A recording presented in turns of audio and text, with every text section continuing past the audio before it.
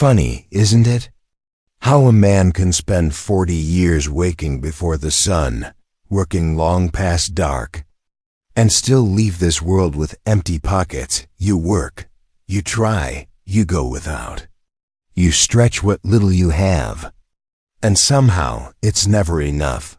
That's not laziness, that's not weakness. That's a system, and a mindset that got stitched into your bones long before you could name it. You see, most people think the reason they're poor is because they don't work hard enough. But that's not it. Not even close. In fact, the people I've known who worked the hardest, they were also the ones always behind. The single mothers who worked 2 jobs. The fathers who never took a day off. The old men who gave their whole life to one company, only to retire on crumbs. Not lazy, not unskilled, just tired and trapped. Maybe you know the feeling. You wake up tired, you go to work, you wait for payday, and the moment that money hits your account, it's already spoken for rent, bills, groceries, debts, maybe a little for the kids. What's left? Nothing for you. Nothing that builds, and the next day, you start over. Some folks call it the grind, but really, it's more like a cage. It looks like effort from the outside, but on the inside, it's survival.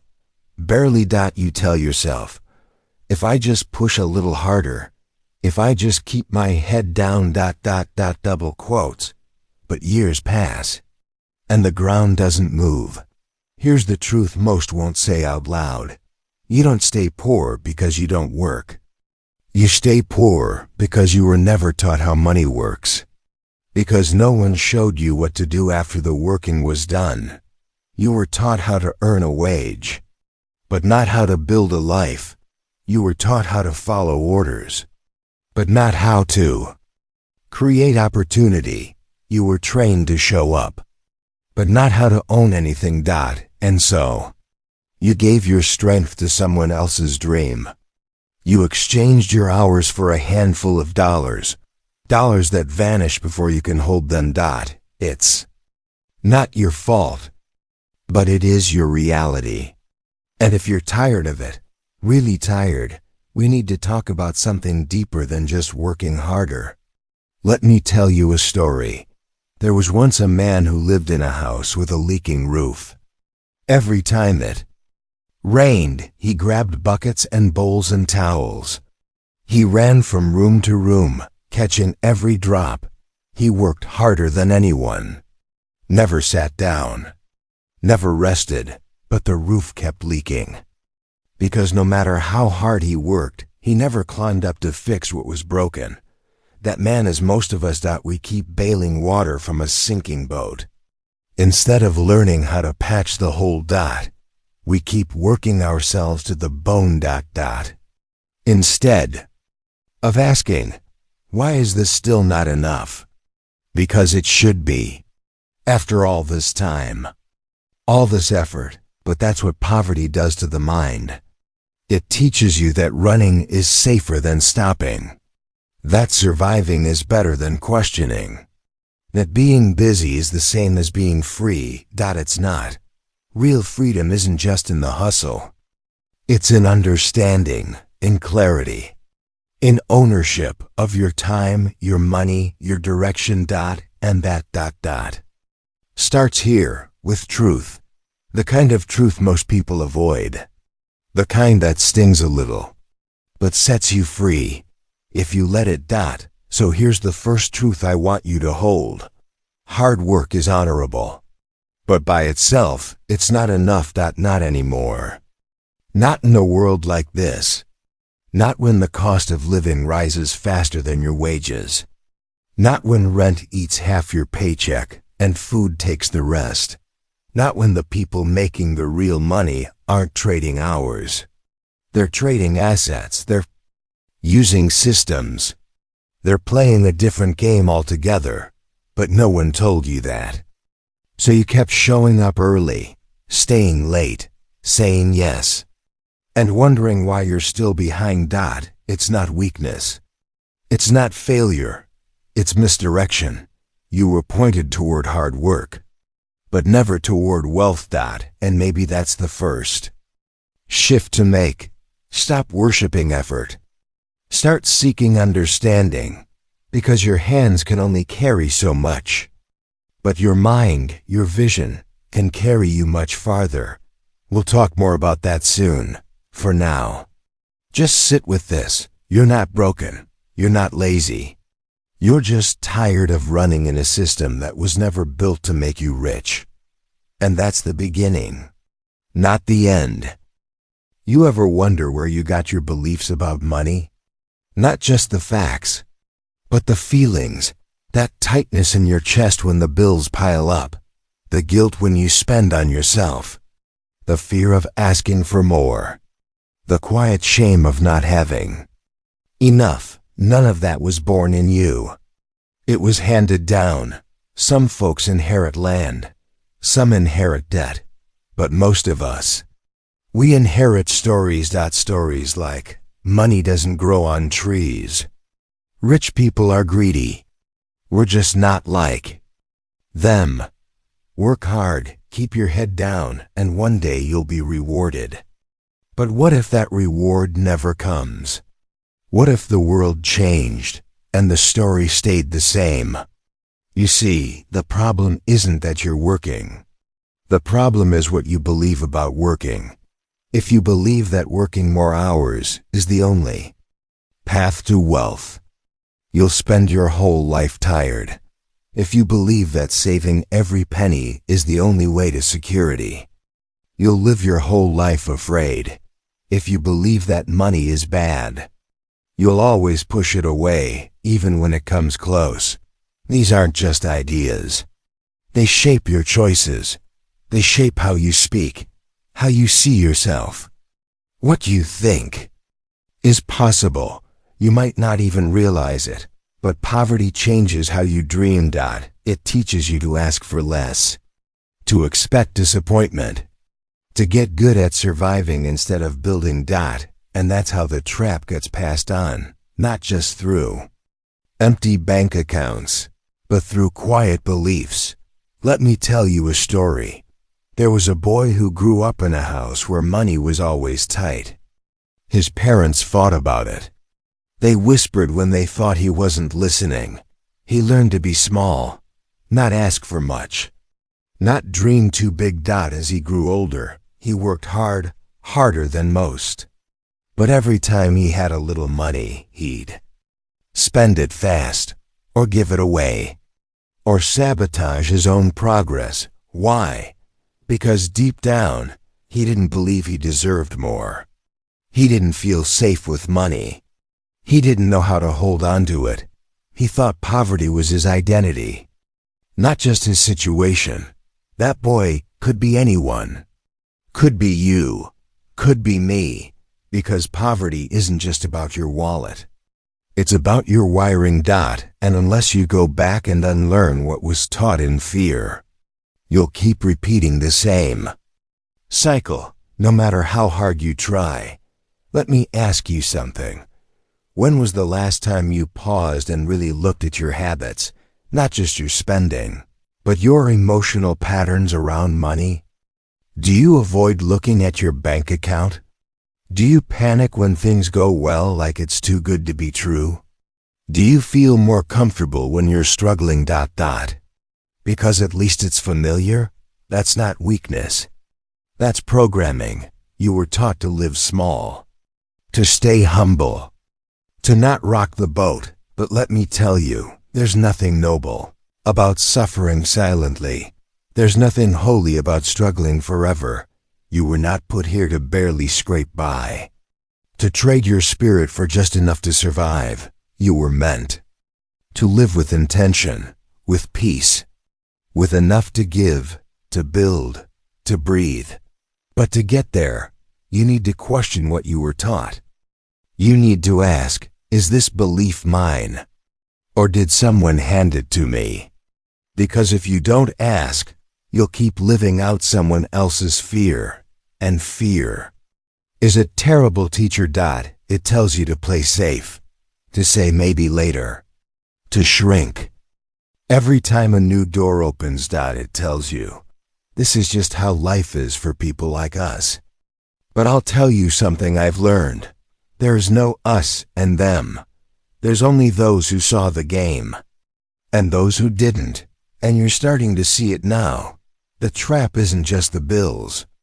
It's the belief that this is all you're allowed to have, but you're allowed more.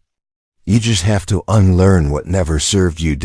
No one ever told you that, did they? They told you how to clock in, but not how to create. They told you how to stay loyal, but not how to own. They gave you tools for labor, but not tools for wealth. And now, you're standing in the middle, between the life you were taught and the life you could build.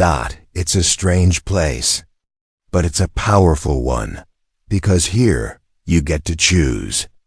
To keep believing what kept you broke, or to ask the deeper questions, like, what if working more isn't the answer?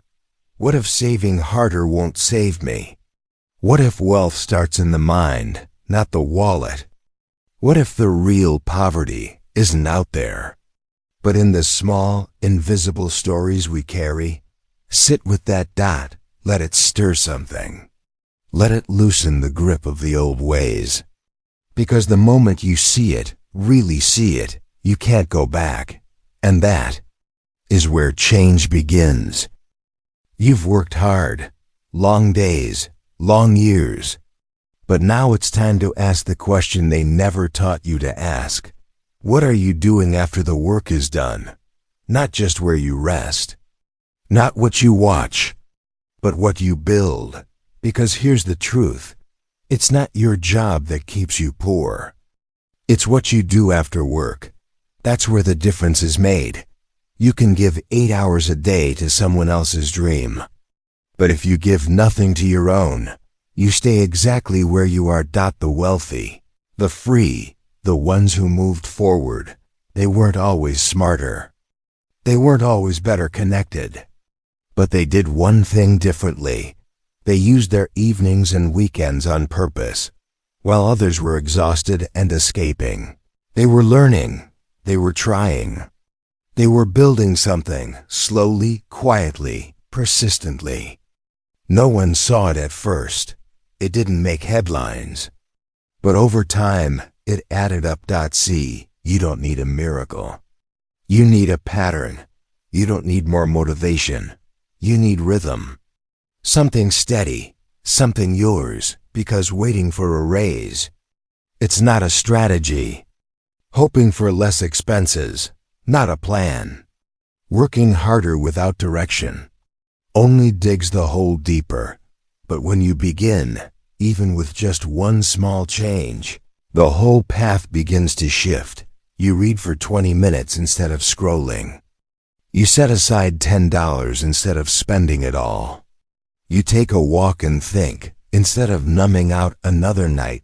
Small things, but they add up. Not because the action itself is magical, but because you're becoming the kind of person who chooses. And that's the shift, from reacting to building, from working harder to thinking clearer. You've spent your life obeying schedules that were given to you. Now's the time to write your own. You say, I don't have time. But time isn't found, it's claimed. And no one will give it to you freely. You have to choose it. Guard it. Fill it with intention. Maybe you don't know where to start. That's okay. Start with this. Where is your energy going? And what is it creating? Are you consuming or are you planting? Are you escaping or are you designing? Are you surviving or are you shaping something that will outlive this month's paycheck? You don't need to build an empire. Just build a crack in the wall you've been trapped behind. Start small. Start quiet. But start, because one of the deepest lies you've been fed is this, that your only value is in your labor. that your only worth is in being useful to someone else's company, someone else's vision.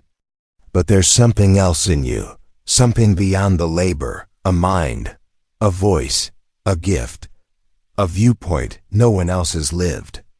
And yes, a responsibility not to be perfect, not to become rich overnight, but to wake up, to pay attention, to stop waiting for someone else to give you permission. Let me say this clearly. You are allowed to own something, your time, your attention, your money, your growth. You don't have to give it all away every day. The old system taught you to trade everything, your youth, your energy, your years. But you don't have to trade blindly anymore. You can invest, and the first investment is in how you think, because the real difference between the man who stays stuck and the man who moves forward, it's not luck, it's not inheritance, it's not hustle. It's this: one decided to live with intention. The other kept waiting for change to come from outside. Change doesn't come from outside. It comes when a tired man sits down one night and says, "No more. From now on, I choose where I'm going." Not all at once, not perfectly, but daily, quietly, persistently. That's what freedom looks like in the beginning, not flashy, not loud, just a man reclaiming 1 hour of his evening. One habit, one belief. You don't have to be extraordinary. You just have to stop abandoning yourself. Stop saying, "I'll get to it one day." Stop telling yourself this is how it has to be. It does in single quotes the door doesn't swing wide open. It cracks a little when you look up and say, "I was made for more than this cycle. I will learn what I was never taught. I will not die with my potential still in me." That's not hype. That's ownership. It's quiet, it's daily, and it's powerful. So tonight, after the work is done, don't disappear. Don't numb out. Sit with yourself. Ask, what can I build? What can I learn? What's mine to reclaim? You don't need a different job. You need a different pattern. And patterns begin with a choice. Tonight could be that choice.